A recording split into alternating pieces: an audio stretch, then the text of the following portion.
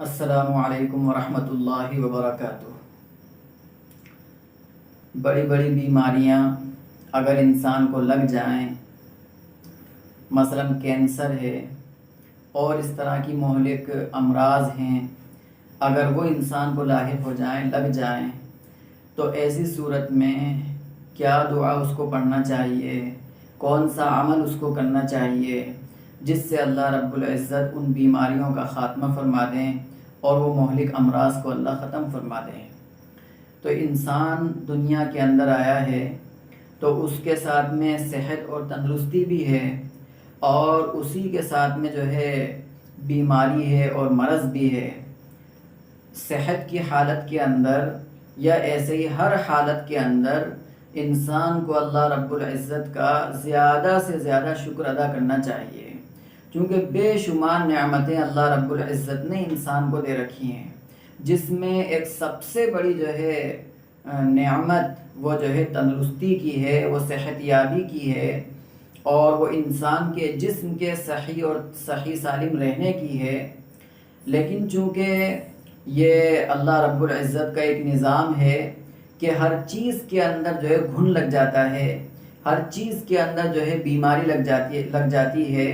اللہ کے نبی علیہ السلام بھی بیمار ہوئے ہیں، صحابہ رضی اللہ عنہم کو بھی اسی طرح جو ہے مرض لاحق ہوا ہے، اور بھی اسی طرح اگر ہم دیکھیں گے، حتیٰ کہ اگر ہم غور کریں تو چاند کے اندر، سورج کے اندر بھی جو ہے وہ بیماری پیدا ہو جاتی ہے، جس کو سورج گرہن بولتے ہیں، چاند گرہن بولتے ہیں، اس کو وہ بیماری لاحق ہو جاتی ہے۔ لیکن یہ سب کی سب جو ہے وہ اللہ رب العزت کی نشانیاں ہیں کہ اللہ رب العزت اپنی مخلوق کے اندر جب چاہے جو چاہے پیدا کر سکتا ہے اور اس میں لاحق کر سکتا ہے۔ تو انسان یہ بھی اللہ کی بنائی ہوئی ایک مخلوق ہے، اور سب سے اشرف جو ہے اللہ نے انسان ہی کو بنایا، سب سے اعلیٰ اللہ نے انسان ہی کو بنایا۔ اب انسان کو ہر حالت کے اندر اللہ رب العزت کی نعمتوں کا زیادہ سے زیادہ شکر ادا کرنا چاہیے۔ لیکن بیماری ہے تو بیماری بالکل لگے گی، وہ انسان کے ساتھ ہے، وہ جب لگے گی، لاحق ہوگی، تو اس میں بھی انسان کو اللہ کا شکر ادا کرنا چاہیے۔ اور چونکہ بیماری کے لگنے سے، بیماری کے آنے سے گناہ انسان کے جو ہے ختم ہو جاتے ہیں، درجات انسان کے جو ہے وہ بلند ہو جاتے ہیں، سیئات انسان کی مٹا دی جاتی ہیں، اور بھی اسی طرح اللہ کی طرف سے بہت سے انعامات اس کے لیے ہوتے ہیں۔ حتیٰ کہ روایتوں کے اندر یہ بھی آتا ہے کہ اگر ایک انسان کو ایک رات کا اگر بخار آ جائے، ایک رات بخار آ جائے، تو اس کے ماقبل کے گناہوں کا وہ بخار صفایا کر دیتا ہے، وہ بخار ماقبل کے گناہوں کو مٹا دیتا ہے۔ تو بہت سی بیماریاں ایسی ہوتی ہیں جن کے بارے میں ہم یہ سمجھتے ہیں کہ بالکل مہلک امراض میں سے ہے، یہ ختم کر دینے والی بیماریاں ہیں، یعنی اس بیماری کے لگنے کے بعد اب انسان کا بچنا جو ہے وہ بچنا ناممکن ہے، اب وہ بچ ہی نہیں سکتا، اب تو اس کو موت کا مزہ جو ہے وہ چکھنا پڑے گا۔ لیکن اللہ رب العزت تنکے میں بھی جان ڈالنے پر قادر ہے، وہ ہر مخلوق کے اندر جو ہے وہ جان ڈالنے پر قادر ہے۔ کیسا ہی مرض لاحق ہو جائے، کتنی ہی بڑی بیماری اس کو لگ جائے، لیکن اللہ ہر چیز پر قادر ہے۔ حضرت ایوب علیہ السلام کیسا مرض ان کو لاحق ہوا تھا کہ جسم سے کیڑے نکلا کرتے تھے، بدبو ان کا جسم جو ہے مارا کرتا تھا، ان کے جسم سے بدبو آتی تھی، لیکن جب اللہ نے صحت یابی دینا چاہی تو ایک ندی اور نہر کے اندر غسل کرنے کے لیے بتایا، آپ نے غسل کیا،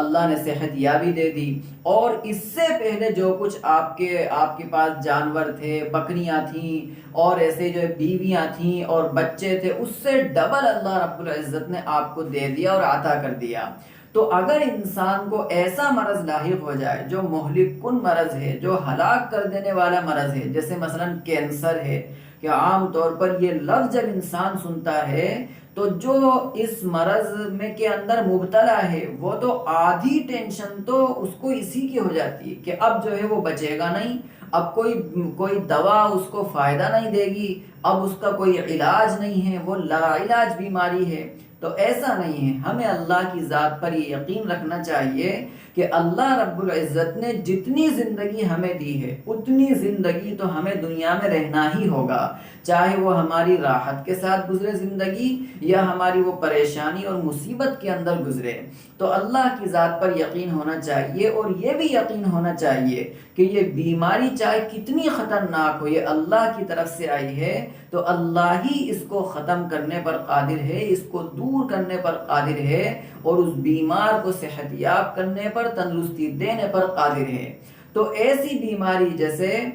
کینسر لاحق ہو گیا، تو ایسی بیماری جب انسان کو لگ جائے تو اسے کیا پڑھنا چاہیے، یا اس طرح کی خطرناک بیماریاں لگ جائیں، مہلک امراض اس کو لاحق ہو جائیں، تو اب اسے کیا کرنا چاہیے؟ تو ایک بہت مختصر جیسا جو وظیفہ ہے، اور وہ یہ ہے کہ اس کو یہ کلمات کہنے چاہیے، یہ کلمات پڑھنے چاہیے، یا بدیع العجائب بالخیر یا بدیع،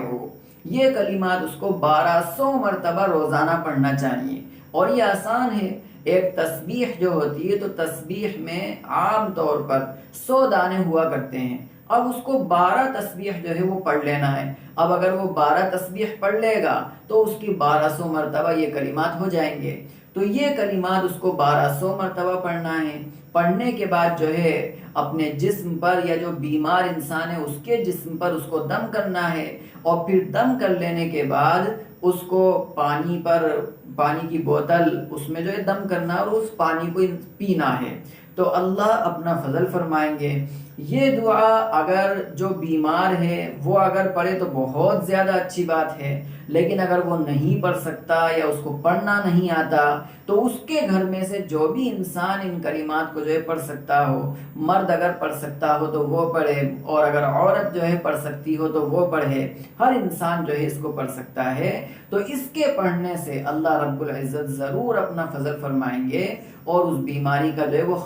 خاتمہ کر دیں گے۔ تو ہمیں اللہ کی ذات پر یقین رکھنا چاہیے، کسی بھی بڑی سے بڑی بیماری یا ٹینشن کے اندر مبتلا نہیں ہونا چاہیے، بلکہ یہ سمجھنا چاہیے کہ یہ میرے اللہ کا فیصلہ ہے، یہ میرے اللہ کا حکم ہے، اور اللہ رب العزت اپنے بندے کے ساتھ جو بھی کرتا ہے وہ اچھا ہی معاملہ کرتا ہے۔ اللہ کی طرف سے بندے پر ذرہ برابر کبھی برائی نہیں ہوتی۔ اللہ نے تو قرآن میں فرمایا وَمَا رَبُّكَ بِظَلَّامٍ لِّلْعَبِيدِ، اللہ رب العزت بندوں پر ذرہ برابر ظلم کرنے والا نہیں ہے۔ تو اس لیے ہمیں اس دعا کو پڑھنا چاہیے، یا جو بھی انسان کسی بھی بیماری میں مبتلا ہو، چھوٹی بیماری بڑی بیماری، اس دعا کو پڑھنا چاہیے۔ اور جو اس کا عمل ہے کہ انسان اپنی ذات پر دم کر لے، پانی پر دم کر لے اور پھر اس کو پی لے، یا بیمار ہے اس پر جو ہے دم کر دے، پانی پر دم کر لے اور پھر اس بیمار کو جو ہے پلا دے، تو ضرور انشاءاللہ جو ہے اس کو شفا یابی ہوگی، صحت یابی اس کو حاصل ہوگی،